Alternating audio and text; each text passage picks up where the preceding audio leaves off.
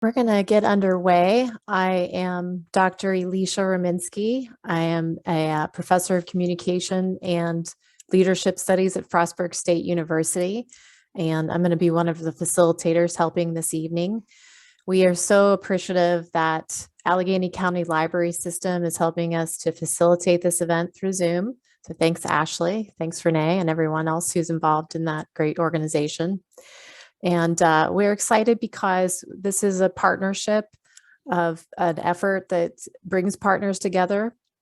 Members of the Choose Civility Steering Committee put in time and effort to make this event possible. And you'll see, if you check out our website, that there are a variety of partners from around the county that contribute to making this county a better place, because we're invested in having civil conversations, learning better communication practices, considering how we can promote civility and kindness in our interactions. Home for the holidays, that's coming up soon, right? And so we are thinking about the interactions that we're going to have with family and friends and community amid the times that we're in, right? Amid the times that we have to face something that's in the news every day, right? Whether it's blocked attempt to mandate vaccinations judicially, or it's private conversations about, well, what do we do when we get to a relative's house whenever we're going to visit together? People are having these discussions, and sometimes they're not very coordinated, or maybe they're not even direct, right? They might be indirect. So we're hoping that this gives us an experience to share the responsibility to be more civil in those tough conversations. And so we've asked some of our community members to be spotlight speakers to help us facilitate this discussion by kind of kicking us off with each question we have in the discussion. First, I wanted to say that, I come as a person invested in studying and practicing communication from Frostburg State, and I coordinate our communication leadership lab. And so we've been in great partnership with Choose Civility partners, but also my colleagues, at Allegany College of Maryland. And so we're each going to introduce ourselves, and I just wanted to say that it's been a real pleasure to work with them. So I just wanted to mention Diane McMahon first, if you want to say something about who you're representing and what you do at ACM.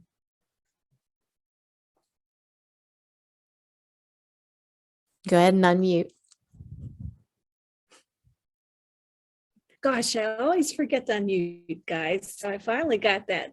I'm really excited to be here. And I'm with the college. I'm with the College to Community Partnership Center. We try to do everything that we can to promote civil conversation and being involved with our community to make it a better place.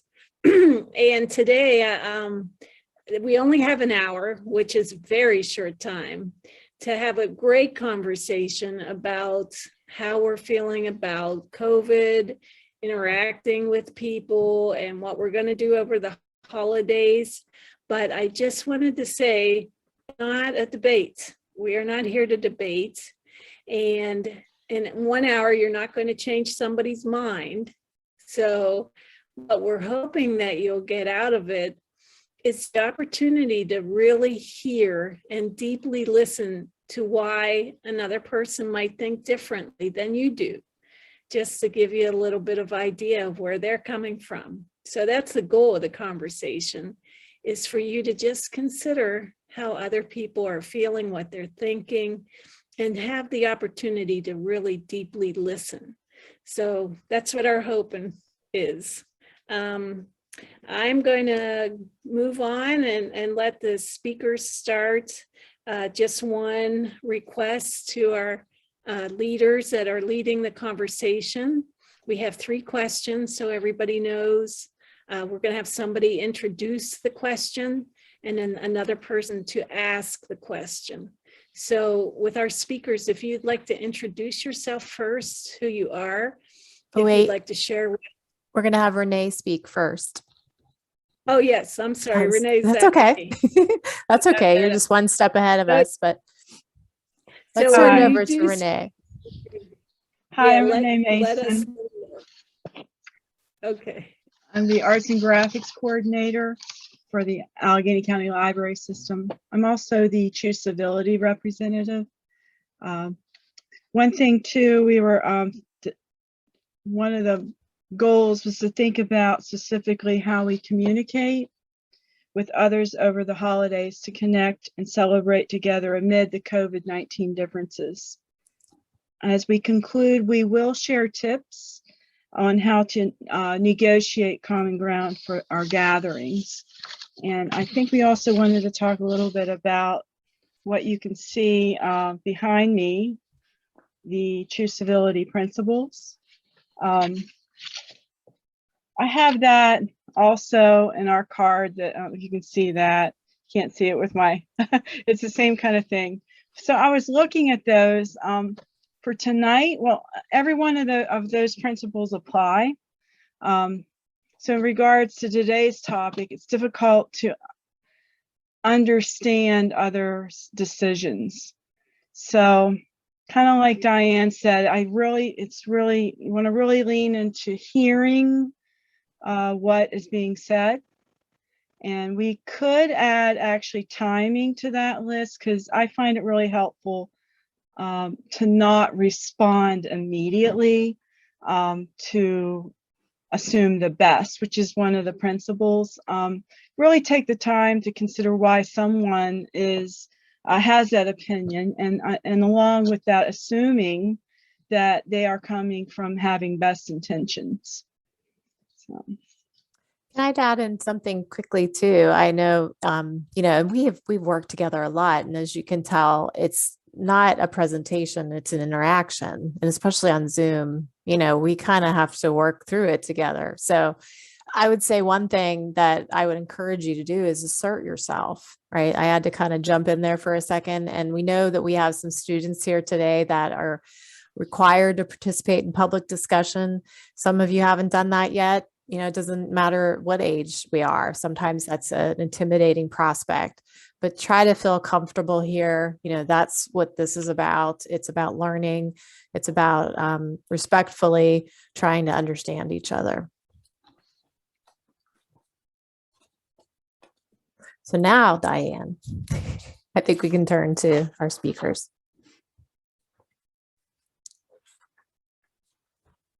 So for our speakers, if you to introduce yourself, we're on question 1.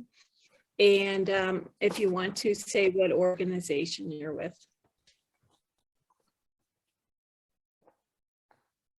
All right, my name is Will Coburn. I'm a student at FSU and a resident of Frostburg.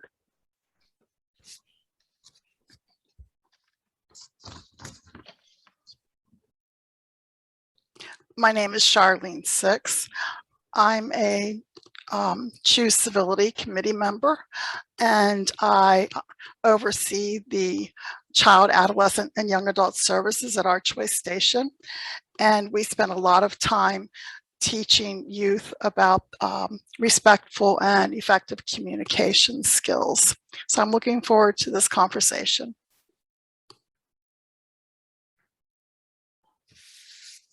Hey, you can go ahead and jump right in. Okay. Our communities and families prize personal freedom, and nothing is more personal than deciding what we are willing to put in our bodies. Requiring a vaccine would be an encroachment on that freedom. It is vital that we protect people's right to make their own medical decisions, even if there might be a risk in the decision they make. But the more unvaccinated people there are, the more risk to others, and the greater danger there is that more dangerous versions of the virus will emerge.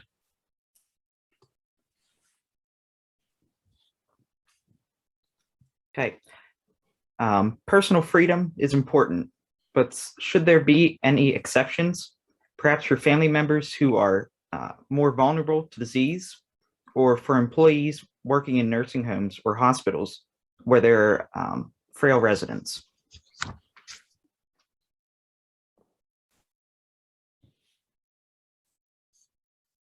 That's our question.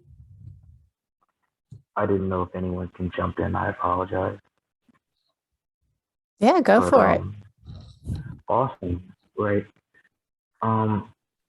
Constantly in the country, we always hear the idea of I would do anything for my nation, anything for my people, anything for the flag, my country, all that stuff. And this seems like one of the easiest things possible. You know what I'm saying? I understand the idea of personal freedom, whatnot. What happens when your freedom encroaches on others? We make laws deliberately to basically, enforce against that, because basically, if you go out, saying, and infect others, blah blah blah blah, that risk them dying. Personal experience, right? My cousin, little baby, right? My grandmother basically gave her a little kiss, right? And I forgot what she had. It was like bronchitis or something like that. But basically, the child caught it and eventually died. A child, not barely even 1 year old, a baby. And I understand the idea of, personal freedom, whatnot. No one knows who got. However, if we understand this is something that we can directly avoid just by being socially aware, just by being slightly more ahead of the game, you know what I'm saying? Who are we to not do the easiest thing for our people?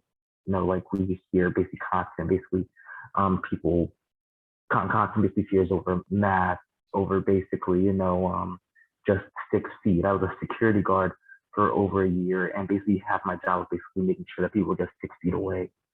And I've been cursed, I've been insulted. I basically people want to throw hands with me, aka want to fight. And it's just because I was just enforcing the rules. Some things just don't make sense to me. It just seems so easy. Thanks, Christian. And Charlene and Will, you can go ahead and jump in and invite others then too. I think there's so many unanswered questions about the vaccines. And I personally know just recently I lost a friend who was unvaccinated. He got COVID. He was very healthy, very, very healthy, exercised all the time, very healthy. His wife, who was not healthy, and I'll say he died, and his wife, who was not nearly as healthy as he was, also unvaccinated, got COVID and wasn't hospitalized and didn't have any problems with it really. And then I know another person personally who fully vaccinated. She was in the hospital 3 times when she got COVID. I think there's a lot of information that social media is not allowing to be shared. And I think if social media and the general mainstream media would allow the honesty and people to speak out, it would alleviate some of those fears that the community has about getting this vaccination.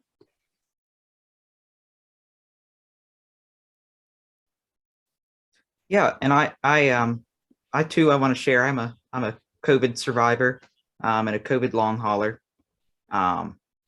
And when it comes to individual choice, which is what this question is about, I feel that, me personally, once I leave, once I step foot out of my house, my individual choice not only affects me, but it impacts everybody around me. So therefore, yes, you can still have, your freedom of speech and all of your First Amendment rights, but whenever it comes to vaccinations, you're impacting somebody's life. And if you wear a mask, you're impacting somebody's life. And you're impacting another person's life if you don't wear the mask or get the vaccine. So that's my opinion on individual choice, that once you step foot out of your house, that individual choice is kind of axed. So are you comfortable with someone who has health problems and health concerns sacrificing their life for yours? I, Interrupt be- real quick? I believe My that if they apologies. go ahead. No, I said my apologies first. I apologize. Oh. I mean, I believe that there is a substantial medical reason that the individual should continue to take their proper precautions and does not necessarily have to be vaccinated. But it shouldn't be, it should be a chronic illness that they can't get vaccinated. And I think the majority of the people who can't get vaccinated because of a medical illness still take this virus pretty seriously, and they know their risks. And they're not the ones that are tending to go out without a mask and going out unnecessarily. Piggybacking off that, right? That's why we need more vaccinations and whatnot, because we can build up herd resistance for those people who have those chronic illnesses in the first place, who are unable to basically take care of themselves because they do not have the immune system to fight off these diseases.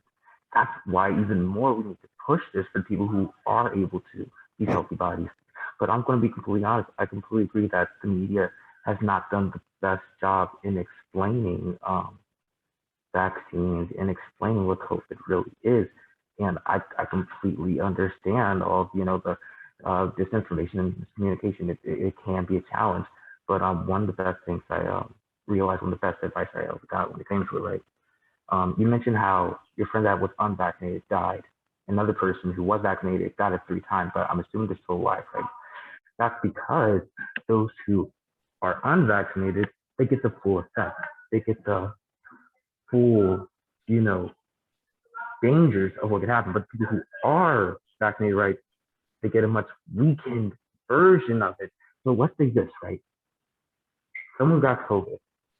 Let's say if they were unvaccinated, they would have died. Now they would be sick.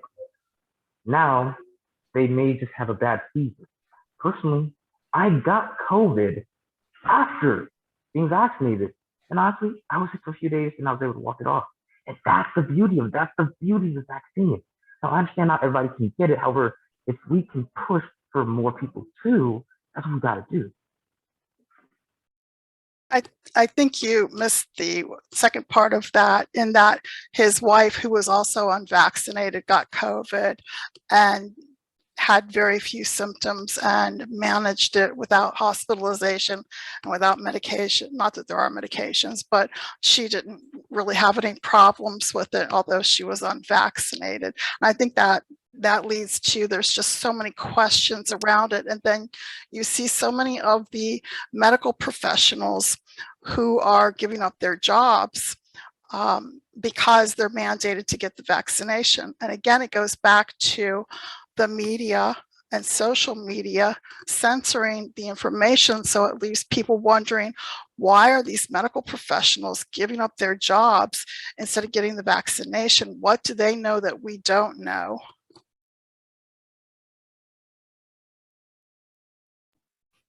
Okay, so we're I coming was going close. to say, sorry, Michael had his hand up for a while there. Maybe we could let Okay. him talk real. Yeah. My piece is kind of short. My thought on the personal freedom aspect is sort of, I don't really see this vaccine as any different from any other vaccine. I know obviously the science is a little new, but as far as it's regarded, right, it's now approved by the FDA, right? And I understand that there's questions about it, but I'm sure there's questions about other vaccines that are approved as well. And I think part of it is a misinformation about this one in particular, and I think it's political, because this vaccine has been treated a lot different than other vaccines. I mean, for example, I had to get vaccines to go to public high school, right? You're required to have certain, there's already vaccine requirements on something. So I kind of see this as the same kind of thing. Well, I think that there should be, I think Will mentioned this, and I think it might go along with what Charlene was saying as well. I totally support a way for people that might have a condition where they're afraid to get the vaccine can do that and maybe get a I forget the word you used. I'm sorry, but like being able to be excluded from the requirements. I think that should be a thing. But in general, I don't see this. I think it should be required, like, like the meningitis shot is for Maryland public high schools or other shots like that. But you should be able to get a voucher to not do it if there's a reason, and maybe there's some standards you have to meet. But Michael and Charlene, I'm a physician, and there is no contraindication to getting a vaccine unless rare severe allergies. And in fact, people who are immunosuppressed need the vaccine more than anybody else. So I understand that there are a lot of people who are afraid of the vaccine, but it's not founded in the science. And I have trouble understanding what those concerns are in a way that we can address them. Yes, I do too. And thank you for sharing that. I just wanted to, sort of be inclusive of everybody's stance on it. But my personal stance is along with yours. I think it should be required. And I haven't personally come across any reasons I think someone shouldn't get the vaccine, but yeah. All right, so we're going to kind of keep this moving. As you can see, we're going to get into a range of topics, but we are going to bring up our next couple of speakers to bring up question 2. You can go ahead and introduce yourselves, and then we'll get that up on the screen.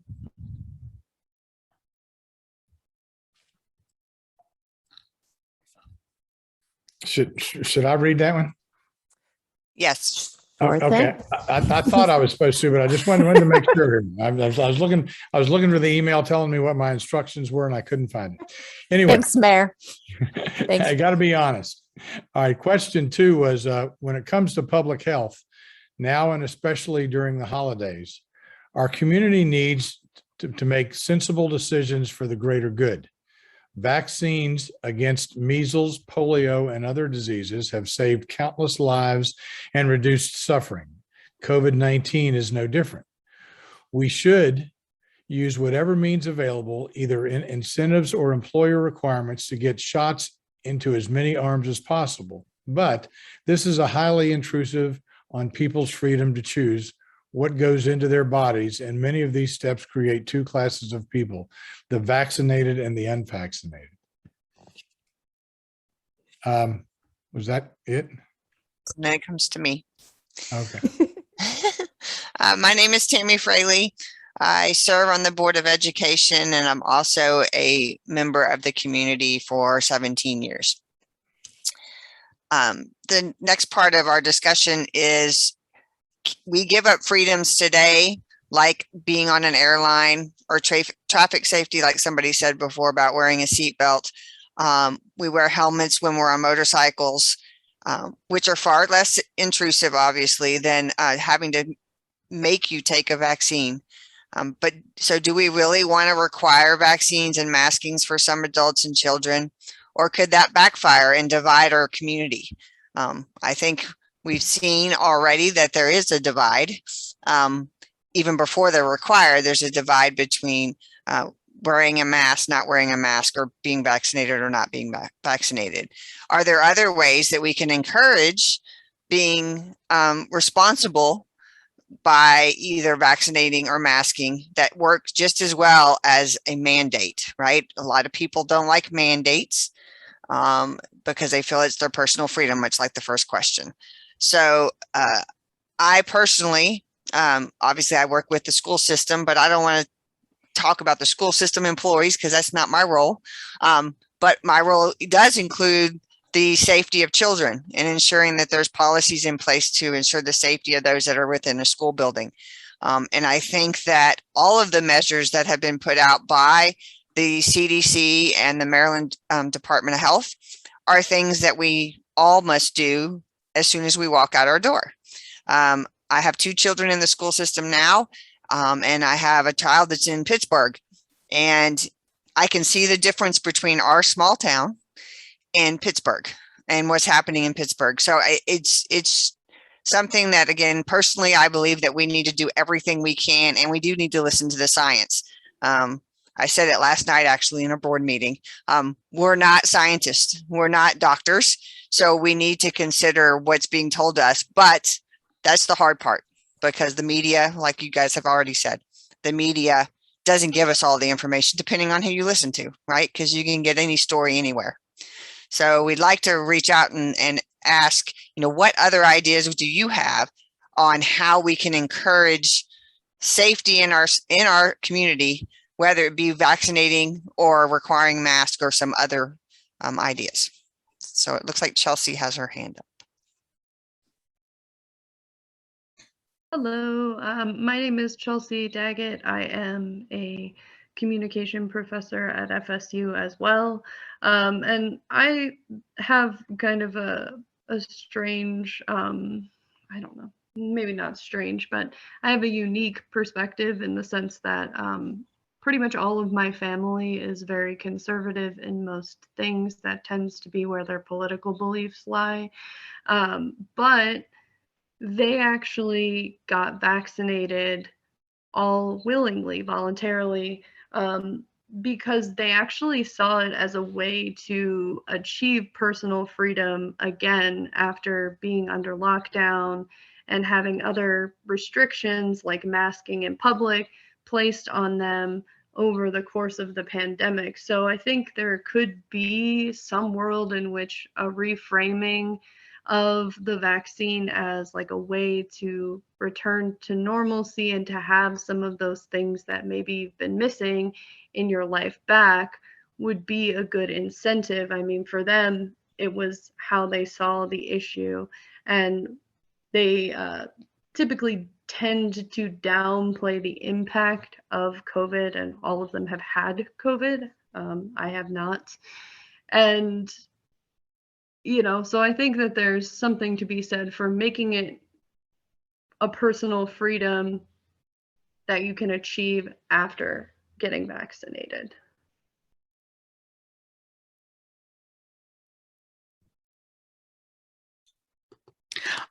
I don't want to monopolize the conversation, the discussion, but when there's a pause, I tend to chime in. I know that the unvaccinated are feeling attacked at times by the vaccinated.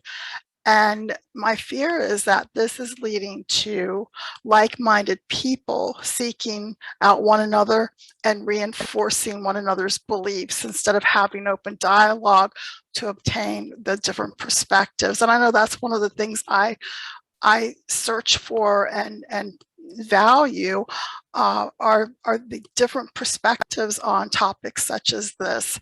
And it's really difficult to get that without feeling attacked.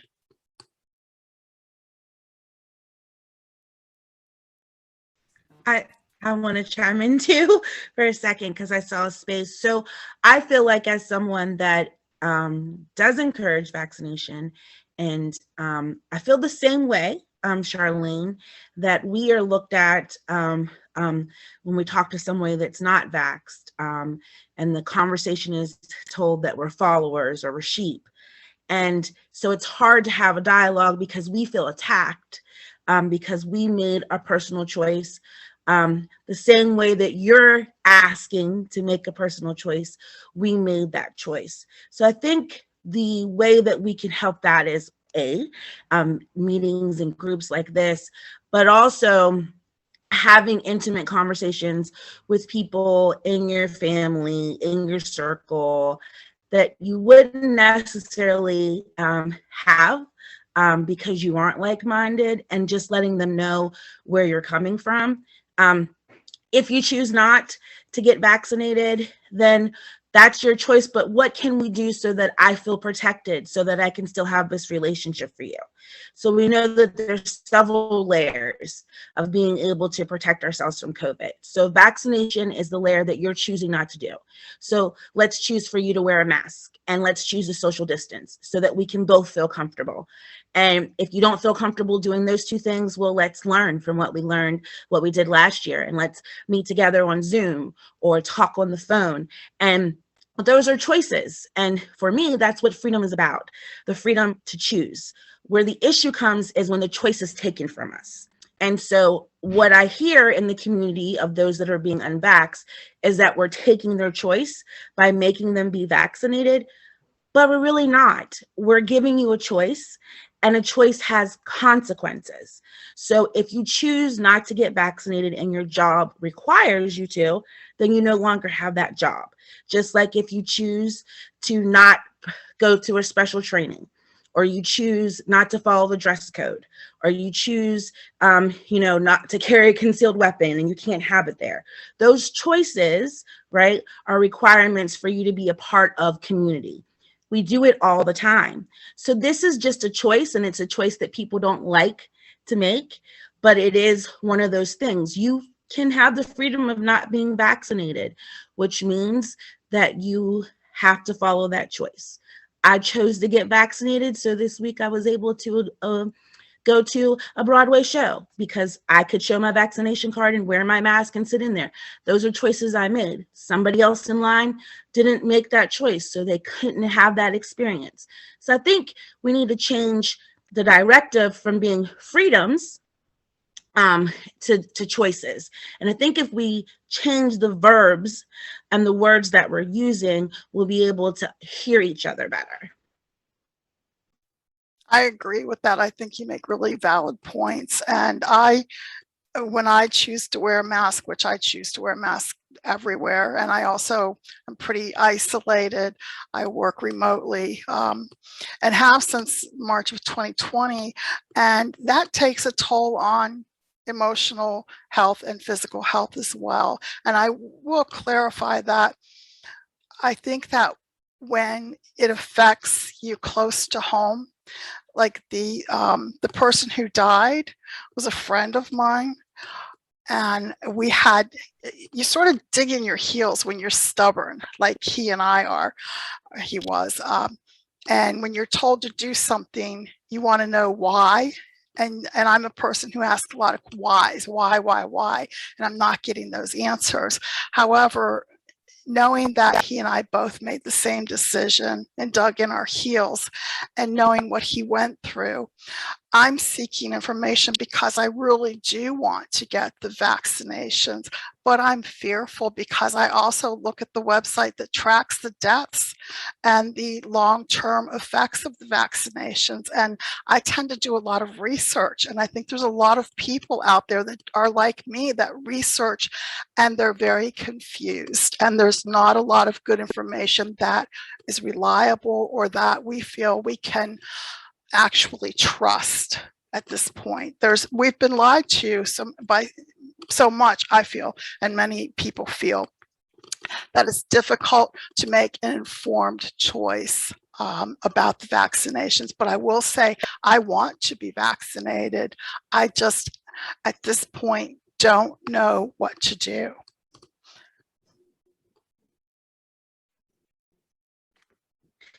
I'm sorry, Alicia, I won't take too much more time, but It's okay. I would suggest that you find someone that you trust to have that. So for those that don't know who I am, because I haven't introduced myself yet, my name is Tiffany Fisher, and I am the president of the NAACP, but I also involved with a group called Maryland Health and Equity Alliance. So my backstory is I became very sick this year and was also hesitant about the vaccines at the beginning, believe it or not, because my immune system was already broken. So I wanted to make sure that my body was going to be able to handle whatever this was I was putting in. And so I went to someone that I trusted, because I couldn't trust just what I was hearing in the news. I couldn't trust just what I was reading on certain social media sites. So I went to my actual family doctor. I contacted the health department and I talked directly to a representative from there and got information from them. I also reached out to the CDC and sent them an email and said, hey, can you explain this to me? And I did my research. I even compared Pfizer, Moderna, and Johnson & Johnson to find out how they work with my, in particular, autoimmune disorder, right? So I think the problem is we as community, because we were in this heightened space where media was kind of controlling how we communicated with each other, have relied on journalists to be our physicians. And we have to separate those two things. So we have to find responsibility. If you feel like the media is not giving you all the information that you need, you have a doctor and you can call the doctor. The health department is open for all of us. You can call and talk to them. So I would encourage you, Charlene, as you're making your decision, to reach out to those sources that you trusted prior to COVID and since then, and ask questions. And there's no dumb question. You don't know, you don't know. And really take the time to talk about your personal health journey and what that means. That worked for me. It made me feel more confident. It made me understand I know exactly how the vaccine that I chose to get works. I know what the side effects were. I know I was able to talk about how that would affect me moving forward. And, you know, I'm proud to say that in my own research, I was able to choose the one that actually got approved by the FDA first. So you just have to take that. We have a personal responsibility to our own healthcare. And I think we're losing that. But that's it. That was a wonderful exchange to listen to. So thank you both for having that conversation. And we want to get at least a hand. I know we had some hands up. So can someone see those, and we can at least get one other person on this question before we move on to the third question. Let's try to get somebody that hasn't had a chance to talk yet. Do you see anyone in there? Is it Ichi Wu? Hey, I'm Ichi Wu, and I'm an international student from Taiwan, and now I'm studying at FSU. So I think we all need to we need to require vaccinations and masking for anyone. There's no exception, I think, because I'm an international student, so I will take Taiwan as an example. In Taiwan, we have mandatory regulations. If you don't wear the mask and you walking around, you go to any ways you want to do, the police can stop you and give you a lot of punish. Because we trust that, and we always emphasize that the prerequisite of freedom is you can do whatever you want, but you cannot affect others' safety or healthy, I think. And compared to COVID-19, divide the community is not a big deal, I think. That's all I want to say. Thank you, Wu. Okay, we are going to move on to our next question and our next couple speakers, just so we can be respectful of time and wrap the question or the discussion of the questions up with some thoughts on how we go back into our families and our friendship circles to think about this and apply it. So our next question and our next speaker is coming up. Hi, everybody. This is Deb Frank, and I'm like Tammy Fraley on the Board of Education, but I'm also a member of the Allegany College of Maryland faculty, and so Diane and I work together. Before I read the intro to the question that Tiffany will get to, I made some notes while everybody was talking, and Tiffany, I really liked what you said about replacing personal freedom with personal choice. Reframing that language, I think, makes a big difference with tolerance and acceptance. I would even go a step further. I think we have defined personal freedom as individual freedom. And I think it's worth considering personal doesn't have to mean just me in a vacuum. Personal freedom could be community freedom and community choice. And I think the language that's been tossed around so much, we're in an unprecedented time. We're in a pandemic that's never happened before.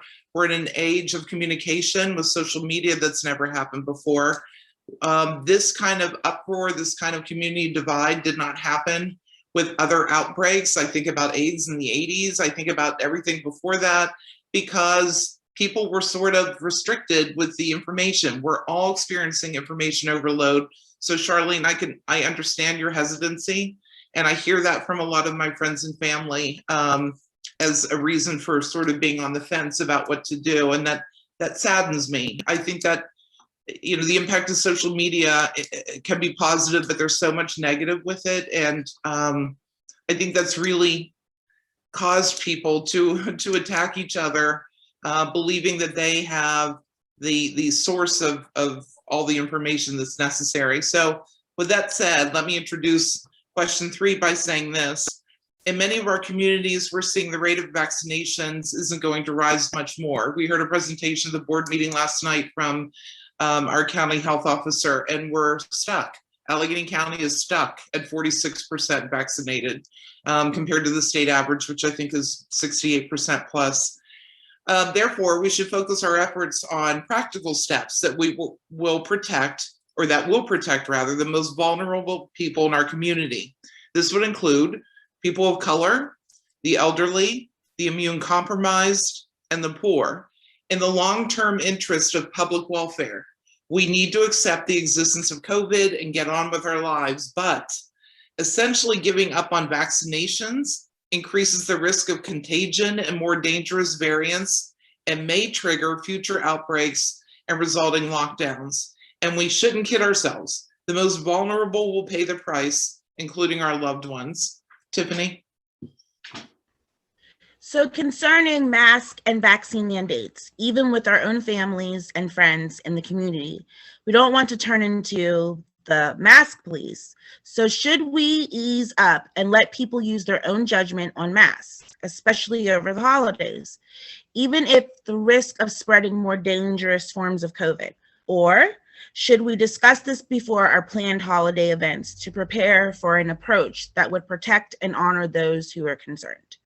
So I actually have been pondering over this question even before Renee sent it to me, because I kind of hit those markers that Deb was talking about. I have a weakened immune system. If you could not tell from my wonderful melon, I am a woman of color.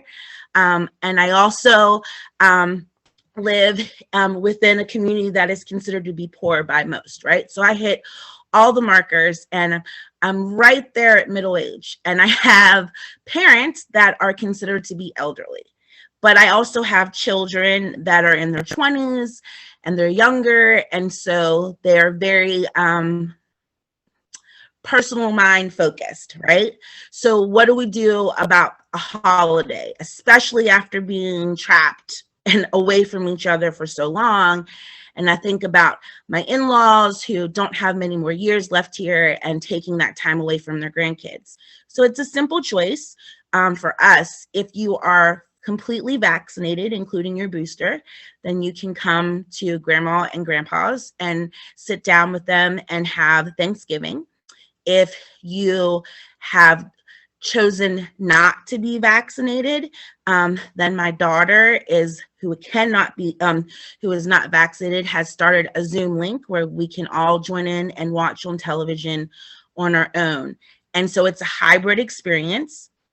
The grandkids are all going to come together with their mask on and kind of stand outside so they can get a slice of Nanny's pie and a couple cookies from their other grandmother. And that's how we're going to handle it. And it's because we need to protect others, not ourselves. And I think that's where we have to look at it in the season of the holidays. Holidays are not about gifts, and they're about traditions. And those traditions don't mean anything if you can't share them with the people you love.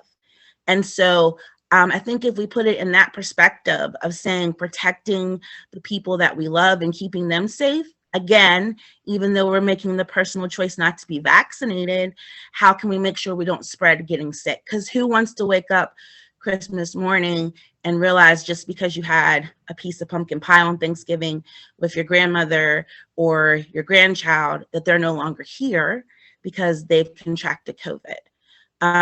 So I think that's how we have to look at it. It is important to pay attention to the science. It is important to even pay attention to politics in certain elements. But the most important thing that we have to pay attention is to community and ourselves. And I think what happened is at the beginning and the end of 2019 and the beginning of 2020, there was this huge sense of humanity across the nation and the world, right?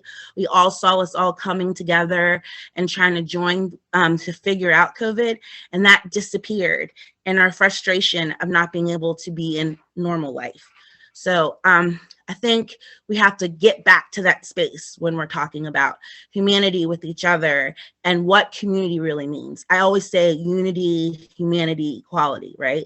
But you can't have any of those three things if we don't first realize that we need each other. We're human beings, and how we get through life is through the support and the relationships that we build.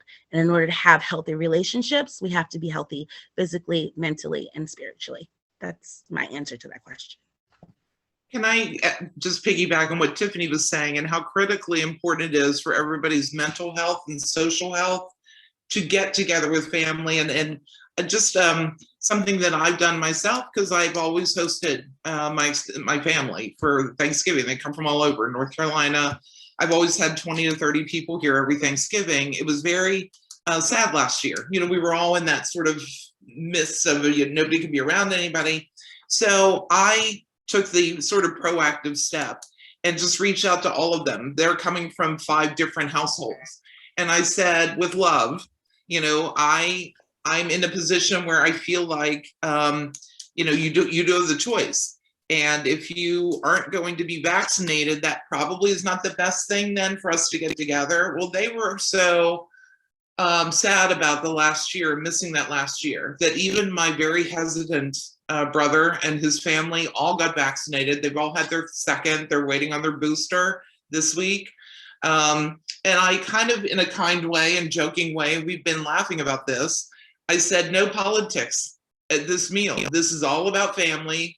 This is all about being thankful we're all still here. All of us on this Zoom meeting have lost people, you know, and I don't want to be in that position. So they recognize how important that was. And I would urge any of you, if you want to host things, make it a light sort of conversation and say, look, you know, I want us all to be here next year.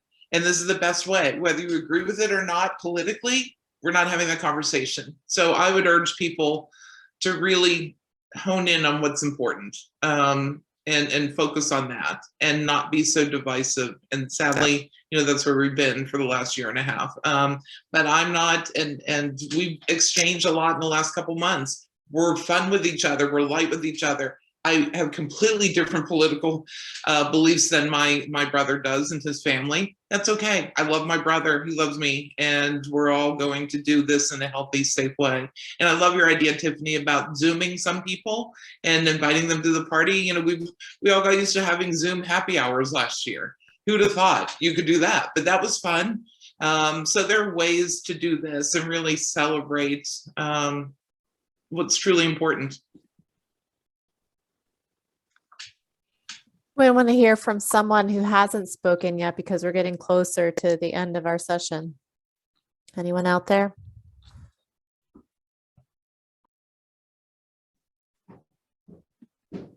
I've spoken for my first question, but I want to say I think another solution to this issue of, you know, masking and vaccine mandates whenever it comes to gathering with families is, you know, one, gather outside. I think everybody has, you know, we know that the virus doesn't spread as much outside, and we're kind of having, you know, an Indian summer right now. It's very nice, and it looks like it'll probably be that way for the rest of the month. But then another way, you know, I've had discussions with family members about vaccines and masking, and I think the best solution is if those individuals will not mask or will not get vaccinated, they're usually willing to get tested. And I think that getting tested is a good solution, whether vaccinated or not, to gather safely with family over this holiday season.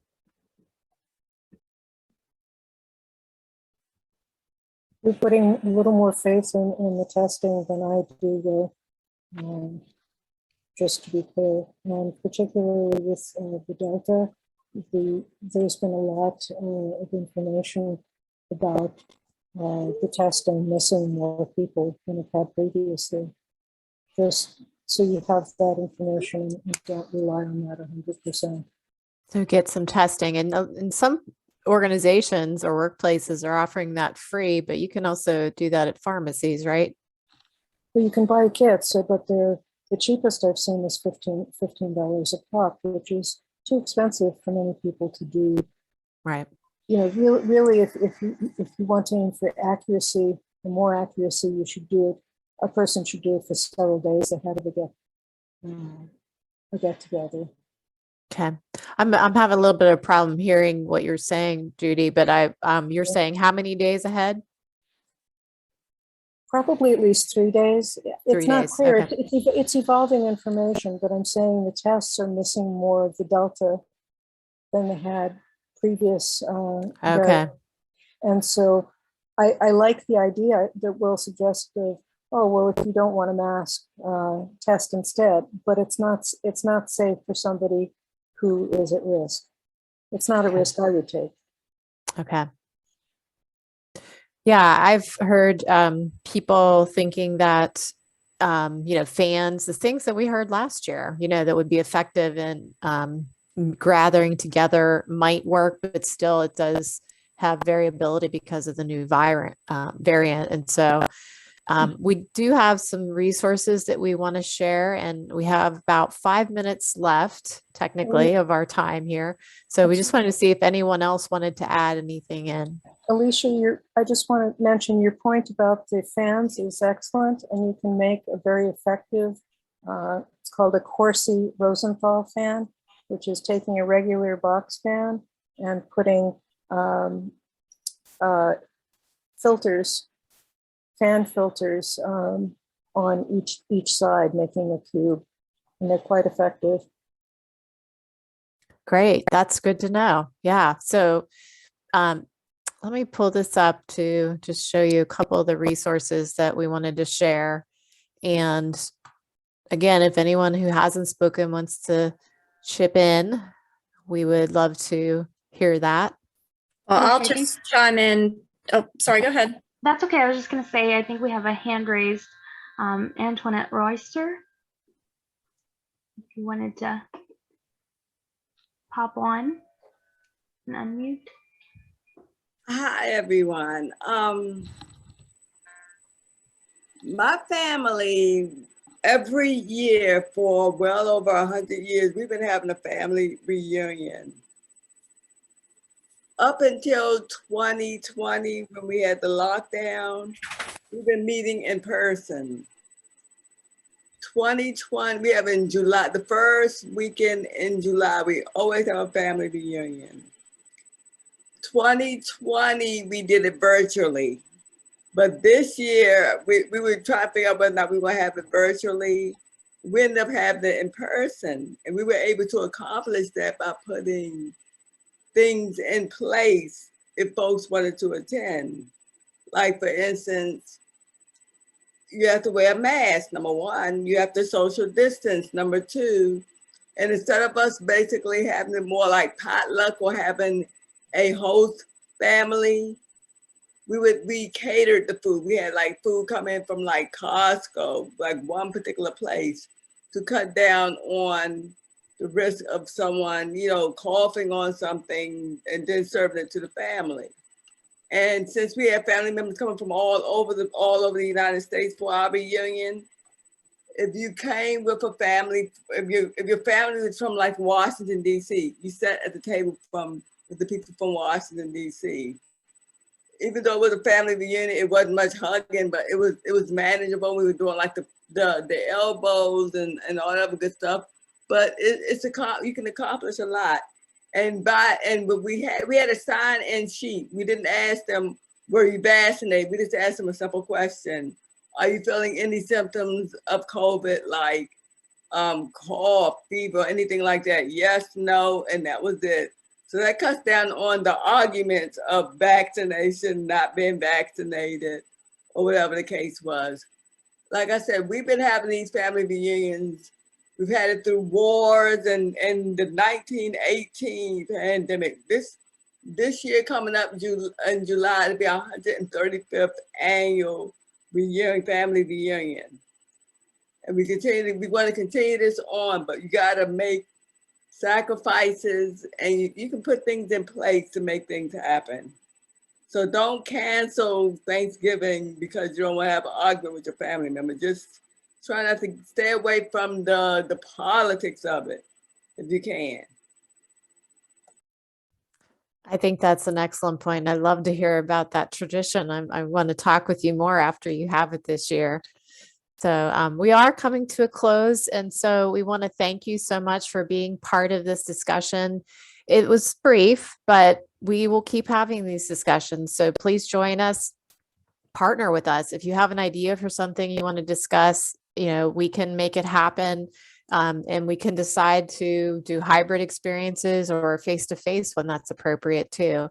And I did notice that a lot of responses had pointed back to the media or to these questions of rights or responsibilities or choices. And I would say one thing to think about is how we, maybe bring those topics into focus in a future discussion. I know right now I'm thinking about how we might have some discussions around social media and its impact, how we use it responsibly, how we balance basically our use in our face-to-face experiences too, of course, in our relationships when we're on those apps. So watch for that coming up this spring. But remember too, there are so many resources, like a lot of you mentioned, in our community already, and that's all of us, right? We're all a network here, so reach out, look for support. You can see also in particular that our local community is supported through the medical system and the health department in lots of ways, and the state, of course, offering a lot of resources. So I can make these available to you if you want to reach out to me. And, we hope to keep the conversation going. Is there anything else you want to add, Renee or Diane? No, just thank you for coming, everybody. We really appreciated having you here. Thank you. Keep an eye out for, I'm working on placemats that will have conversation starters, questions. So it's a true civility project, and we'll have those ready for the libraries and maybe some of our restaurants that we're planning for Taste of Civility next fall. We'll see if they would like to have some of those placemats too. Yeah. And that's that social media discussion that we're hoping to have will be part of hopefully the Day of Civility in April. So I've got some more things coming up soon. So we look forward to seeing you then. Okay, take care and be safe out there, everyone. Enjoy your holidays.